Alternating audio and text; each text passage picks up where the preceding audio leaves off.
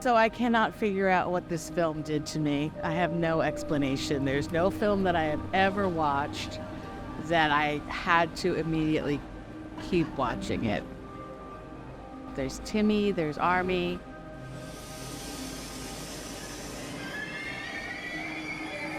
There's probably a little more Timmy.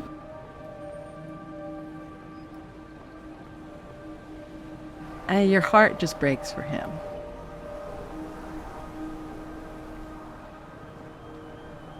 This whole journey started for me back on February 19th of 2018 when I first went to see Call Me By Your Name in New York City for the first time. And the next thing I know, my heart was just totally broken open. The film was not well known in Italy. It never came into the big theaters or anything. It was when all of my friends and family of friends were all contacting me from all over the world, trying to ask me about Rema, saying, tell me about this, the most beautiful place in the world. I can't stop watching this film. And when we moved around to all of these locations, I noticed that there was always like a single person, like near the war memorial or at the lake, and they were kind of like crying. And I said, are you here for the film? And they said, yes, of course I'm here for the film. I first saw the movie Call Me By Your Name in December 2017.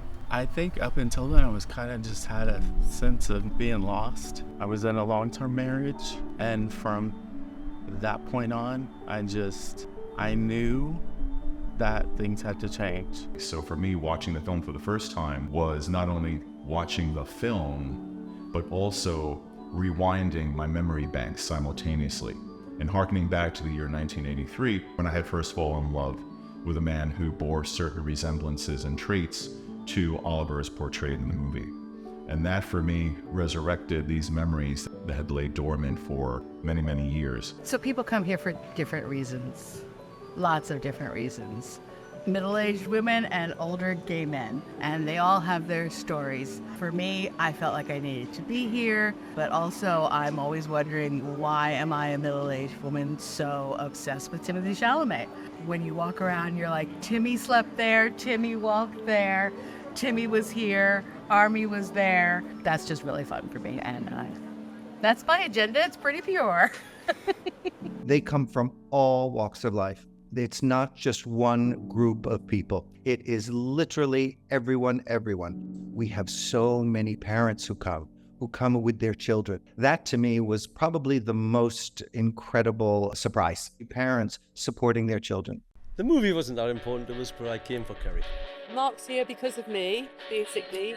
I joined the UK Facebook fan group and then found out about PEACHCON through that. I fell in love with the film, watched it numerous times.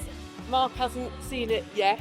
I wasn't quite sure what he would make of it all, but I think I can safely say you've thoroughly enjoyed it so far. Oh, it's been excellent. It's therapy. It's therapy for a lot of people because people reflect back on their experiences in life, how love changed them. They need to be part of these places because they understand it. And that's why this film resonates with so many people all over the planet. My name is Florian, I'm from France. My name is Nadia, I'm originally from Germany. I came to the PEACHCON because I love the movie. I have an Italian background. My father is from Treviglio, Bergamo. When I first saw this movie, I thought, okay, that's the area where I was growing up. Kind of had the same experience right before the movie got out in the theaters. Back in the days, I was in love with an Italian guy. We had a conversation on the train track and we said goodbye to each other. I hopped on the train. After that, we broke up. I basically was an Army Hammer because my lover back in the days was younger. So let's say I can relate to the story. We both agreed to separate. Kind of both were feeling lost for several years. And once I saw the movie, I just felt this urge that I needed to be free, come out, and live my life. By the time that the movie had ended, it was as if I was in a way broken open yet reborn, looking at the world and myself in it through a whole new lens. The movie is not just a film to me, it was something that saved my life, changed my life, And actually, over the years, has really enhanced my family because along with my daughters being a member of the LGBT community, I came out. My wife also has come out. So we consider ourselves one big gay happy family. And that started a whole process for me of self-discovery and healing and grief and ultimately joy in being able to facilitate and create a cohesive community of friends, not only in New York City, but worldwide as a result of this.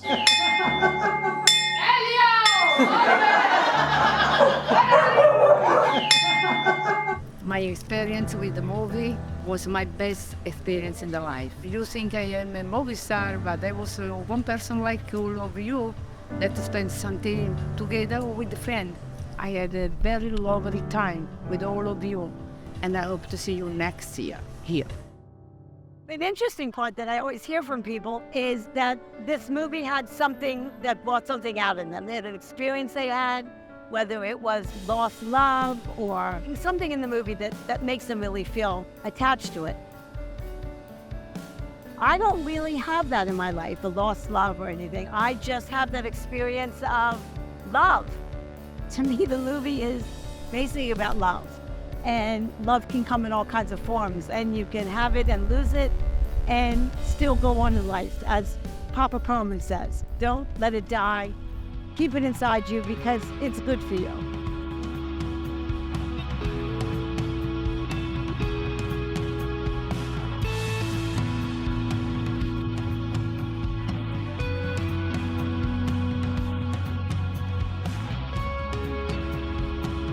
To all the peaches everywhere, peaches you don't know they're peaches yet, peaches of the future, peaches of the past.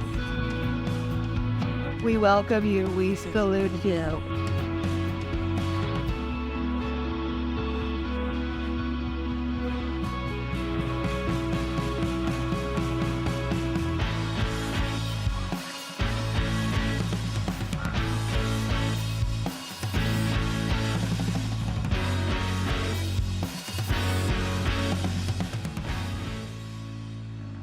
One of the prizes that I was very happy to see and witness is the cohesiveness and the closeness that the people who are taking this tour and PEACHCON are slowly forming. You can see it in their body language, you can see it in their facial expressions, and it's almost as if this little cell of a family is forming. And that is a beautiful thing to see. PEACHCON was absolutely one of the most wonderful things that happened. The amount of people that came, the interest that came. We tried to do it a few years ago, couldn't do it through COVID, so here we are now. But once we got here and we've done all the events and the tours and listening to people, every moment to me is magical being here. I always harken back to the end credits that rolled at the film that night. I am a firm believer that each of us who goes to see the film is really a sequel. And if we were to follow each of our stories and each of our lives, you would find that there'd be multiple sequels to Call Me By Your Name.